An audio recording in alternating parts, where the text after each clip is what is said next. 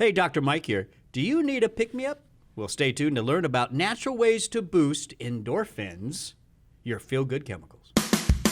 You're listening to Live Foreverish, a show dedicated to helping you live just a little longer. Here's your hosts, Dr. Mike and Dr. Crystal Gossard. All right, welcome to Live Foreverish. I'm your host, Dr. Mike, and I'm here with Dr. Crystal. Dr. Crystal. Welcome. Thank you, Dr. Endorphins. Mike. Yes. We lack some endorphins. I need some endorphins. I can tell you're a little low key today. You gotta pick it up, but you feel good. Well, you know, our production team took away my coffee. Yeah, I know. I saw that. So endorphins. And we've learned a lot about. We talk about energy a lot, but endorphins are more than just energy. Right? It's not like a stimulant. It's not like the CoQ10 we talk about. It's a little different, right? Right. It's a neurotransmitter, the endorphins. They are neurotransmitters, which are brain chemicals which send messages throughout the body. The most important message that we understand endorphins send is the message to stop pain. It's our natural painkiller. Oh yeah. But along with that, they also give you feelings of pleasure, feelings of euphoria. You know, that good feeling you feel whenever you've challenged your fears. You go on those at the fair, the amusement park. What do you roller call it? coaster or something. You go on a roller coaster, you get off the roller coaster, and you're like, whoa, that was good. Yeah. Okay, so that's endorphins, right? Yes. Runner's high. Exactly. Endorphins, something I've never experienced, but yeah, sure. Runners apparently feel this high. Yeah, so it's ultimately masking the pain, but at the same time, it's lifting you up. And because of that lift up, you do have a little more energy. You're a little more pep. Right. A little more excited about things. So that's the endorphins. And, again, we know when we're talking about feeling a little down, feeling a little low in energy, it's multifactorial. The body is complex, right? So it's not just a CoQ10 supplement or something. It's not just eating well. All that stuff plays a role. In this case, we're isolating and talking about the endorphins. You said they're neurotransmitters. Explain a little bit more there. Yeah, so they are produced in the brain, the hypothalamus, then the pituitary, which kind of downstream signals the production of these chemicals. And what I think is cool, we're all familiar with, to go back to this idea of pain. We all know morphine helps with pain. Well, that's where the word endorphins come from. Endogenous. Yeah. Morphine. Yeah. Fiend. So endorphin. Endomorphine. Something like that. Right? Yeah, I get the connection. Yeah. But one thing we do know, just to clarify the difference between endorphins and neurotransmitters, people use it, your typical neurotransmitters, meaning your dopamine, your serotonin that we typically associate with those feel-good feelings, you know, the neurotransmitters that make us happy. Endorphins seem to be a little more stable, a little far-reaching in the body. So versus the like, typical neurotransmitter. Exactly. Yeah. They can go to distant targets in the body versus some of the Interesting. neurotransmitters. So almost hormone-like at the same time, right? Yes. Yeah. So yes. made in a certain area, but can affect distant areas as well. That's kind of hormonal-like. So maybe they're neurotransmitter, hormonal-like good things we want to increase in our body. Exactly. We want to boost these things, right? And the most prevalent and studied one that we know of is called beta endorphin. Yeah. Beta endorphins. Now listen, I've done long time ago when I was working in the hospital, working in the respiratory ICU, I had to do a paper on the beta endorphins. Long time ago. And all I remember is they are part of the class of morphine or opioid agonists. Yes, exactly. Yeah. That's so what they're doing. Ultimately their job is pain relief, but it's kind of cool, right? They dampen the pain and then they make you feel good. So it's not just pain relief, it's pain relief and you feel better. Now, do you still have that paper? No. All my papers I'm really proud of. I keep No, Dr. Mike. We could have used that for No. content. I mean, this is back when we didn't have like computers as much, right? I mean, You used to have filing cabinets back then. I don't have any of that stuff anymore. All right, so let's talk about ways to boost endorphins. It sounds like something we want to, especially as we get older, right? I'm sure, like everything else, hormones, other neurotransmitters, they kind of tend to drop off a little bit in production, maybe degrade it to more. So let's get into this because you have 11 ways. 11 ways to boost endorphins. Number 1, music. Tell us about that. I love music, singing, listening She to does. music. Wait, Dr. Crystal. Dr. Crystal is a singer. She's a singer in the office. In the shower. I don't know about the shower, but I know about the office because you sing and you don't even know you're singing half the time. Really, Dr. Mike? Yeah. You have to get a buzzer. No, I actually like it. It didn't bother me at all. It bothers other people, but not me. All right, so tell us about music. What's the connection? Yes, it's just, we our list is going to be a rather quick running list because these are just things that we know can stimulate the brain. Maybe it's because it makes you feel happy. Yeah. There's it's not like the body is trying to recover from a painful experience, because you'll see when we kind of go through our list, you start thinking, okay, maybe it's a response of, pain. Like when you look at massage, we can go there. That's another way, natural way for the body to boost endorphins. It's massage therapy is more of that connective tissue massage therapy, which in my mind, I'm like, hey, that's kind of painful. So maybe that's why.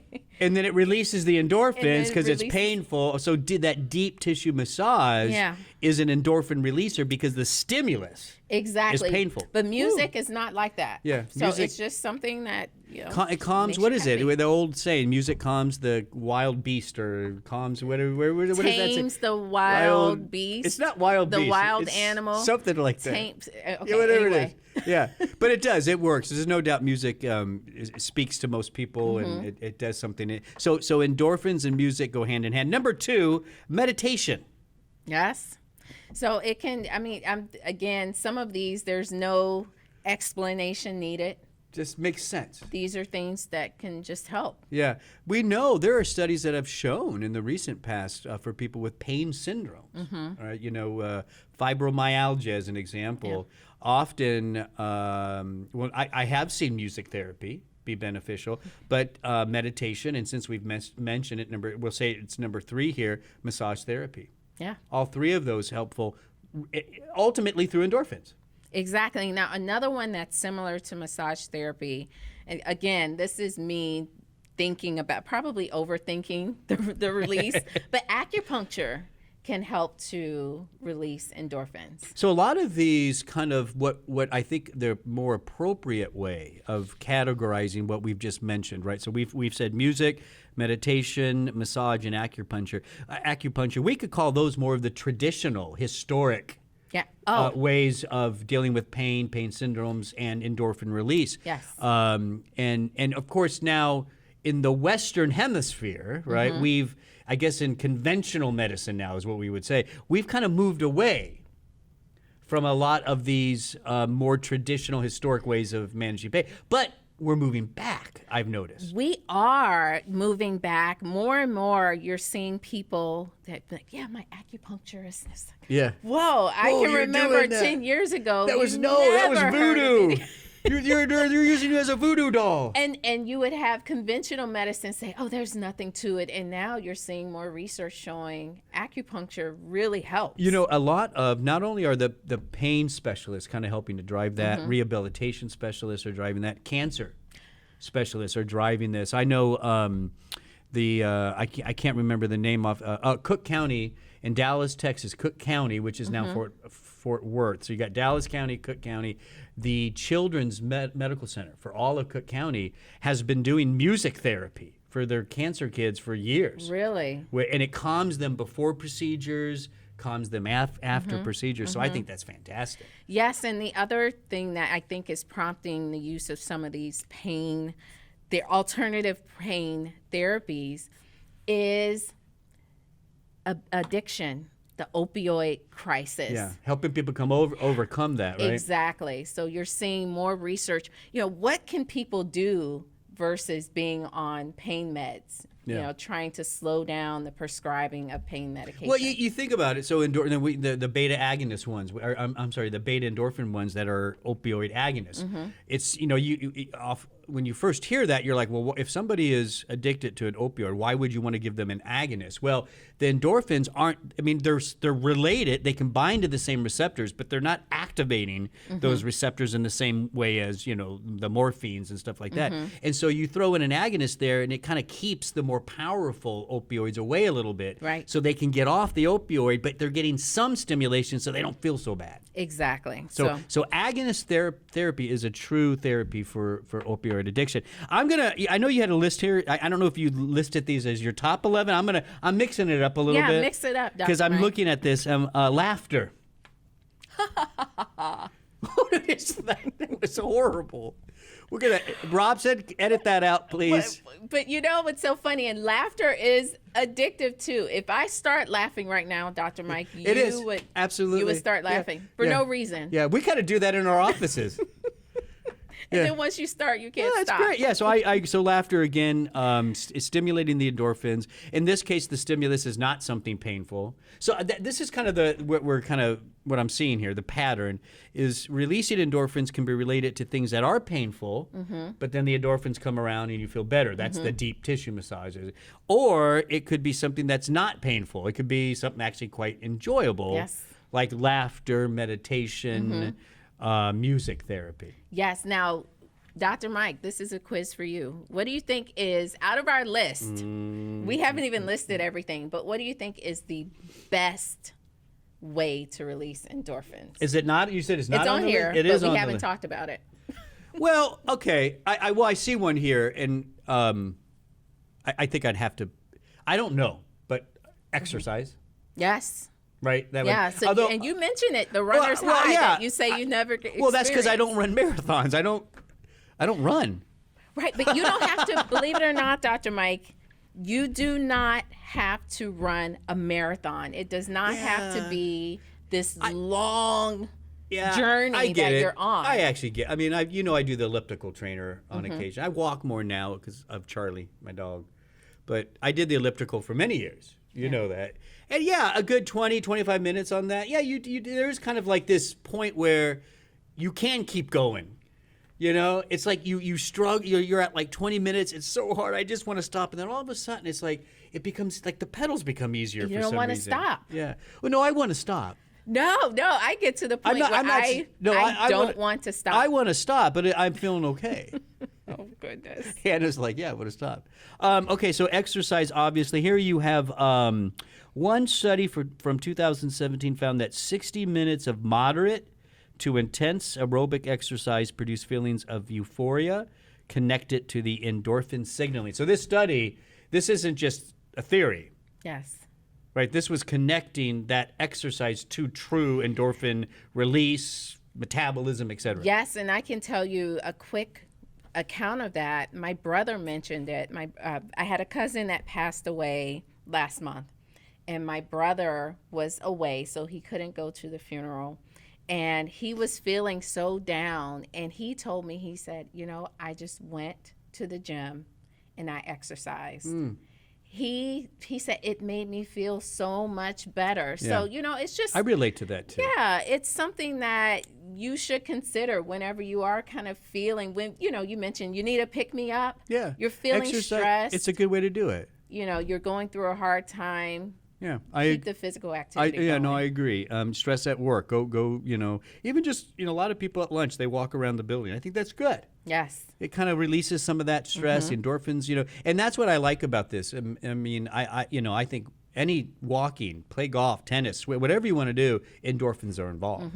It's not like you have to be the marathon runner. Right. Right. Okay, that's good. Let's move on. Let's just review real quick. We did music therapy, meditation. We talked about massage, acupuncture, laughter, and exercise. Now let's move to sunlight.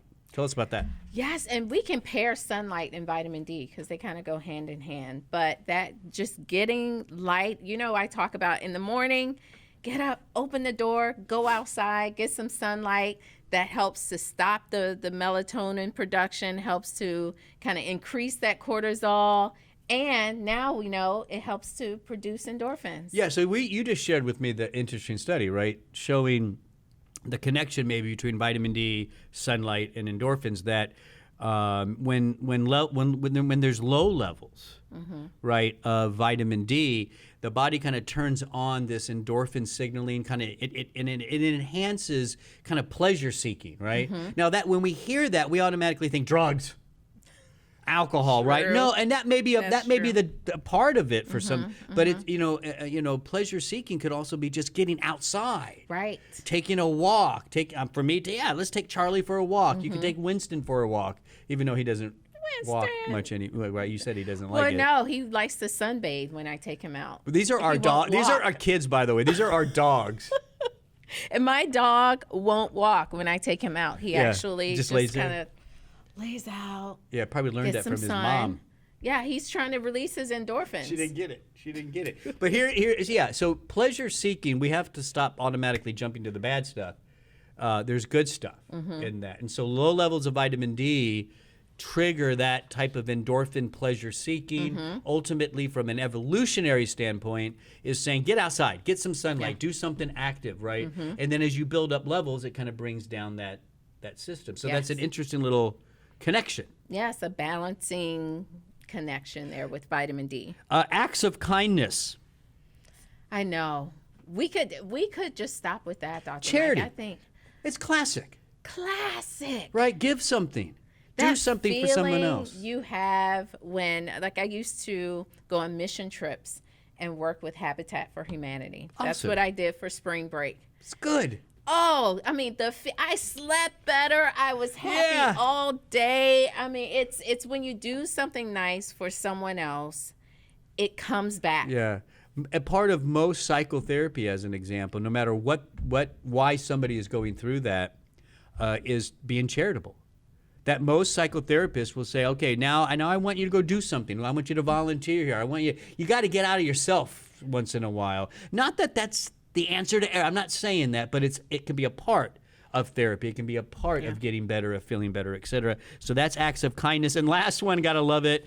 Wait, is this the last one? No.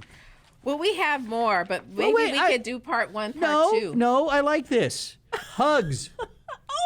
This is good stuff, Robson. How to feel better. Boost endorphin. Give somebody a hug. Oh, I'm just thinking about my little. Poor Crystal has to hug herself. Hey, look, I wonder if that works. Let's see. No, you need to be more charitable. Go hug somebody else. I'll tell you that the morning hugs, my son, he's 4 years old. He is a hugger. He is a lover. He will find you wherever you are to tell you that he loves you, and he loves to give out hugs. Oh, it's and great. Yeah, it kids. just makes you feel so Kids, good. I know what happens. As we get older, it becomes a little weird. But Well, kids just go around hugging everything and everybody. now right? you don't want to catch germs. Yeah. Oh, that doesn't bother me. Yeah. Give your pet a hug. Charlie gives he's so heavy sometimes he gets a little can't breathe, but he's 105 pounds. He thinks he's a lap dog, but he loves just to. His way of hugging, and a lot of dogs do this, is they nuzzle their nose like right up, and I got this 105-pound dog on me, and I can't get up. Yeah. So that's great. Right. Feels good. Hugs are great.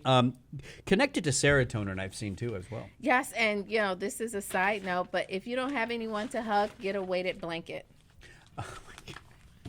You probably have the one where you put your I arms have in one. it and it's like she walks around in a way, she's feeling good with her theanine. so good. Yeah. All right.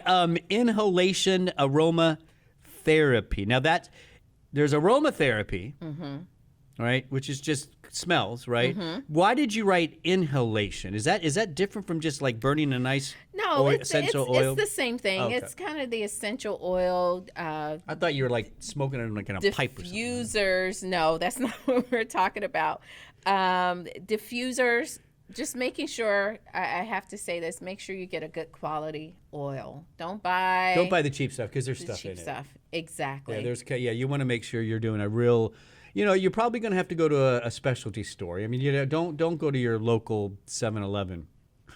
Exactly. And buy aromatherapy bottles there. I Or don't know just buy some nice, smell good flowers. Keep them. flowers. Yes, keep them. Well on your known, desk. lilies and stuff like that, right? Yes. Well known to make you feel Yes. better. And then we save the best for last: sex. I know. Sex. Well, listen, it is. It's yes. Endorphins go up. It works. Well, yeah, you got kids. Clearly. So I have done that at least twice. That's great. Yeah, I mean, at the end of the day, so you have, endorphins are good. And if you're listening to this, having more endorphins in your system is important. We lose a lot of them. We gave you some ways to boost them. Some of them are painful, but that's the endorphin release. Other things are enjoyable, but that's also that to more pleasure seeking. You mentioned, just real quick, dark chocolate. Another way. Yes. These are just some side ones for you. Spicy peppers, love both. Wasabi, all three love. I know. Me too, Dr. Mike. Just don't put the wasabi on your sushi. He's a sushi snob. Hannah? Robson? No. And then some supplements too. Theanine. You just took some theanine. I did. Two theanines. I noticed. 400 milligrams. 2 theanines. B vitamins. We already mentioned the vitamin D.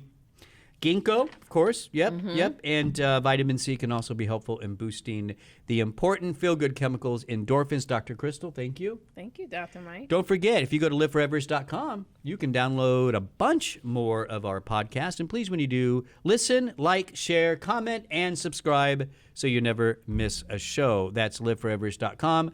I'm Dr. Mike. Thanks for listening.